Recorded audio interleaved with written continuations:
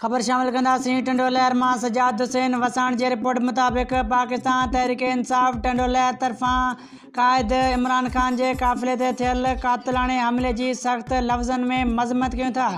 Press club टंडोलहर ते शहरियुनि पारां एहतजाजी मुज़ाहिरो imported हुकूमत ख़िलाफ़ सख़्त नारेबाज़ी कंदे मीडिया सां ॻाल्हाईंदे PTI अॻवान फ़िदा हुसैन चौहान, इस्माइल उमराणी, मोहम्मद जुमन वसाण, काशिफ़ क़ाइम ख़ानी, ज़ुल्करनैन जरवार ऐं ॿियनि चयो त इमरान ख़ान असांजो रेड लाइन आहे ऐं उनखे पार करण जी कोशिश कई वई, जेको नाकाम थियो। असां कुझु बि सूरत में फ़साद नथा चाहियूं।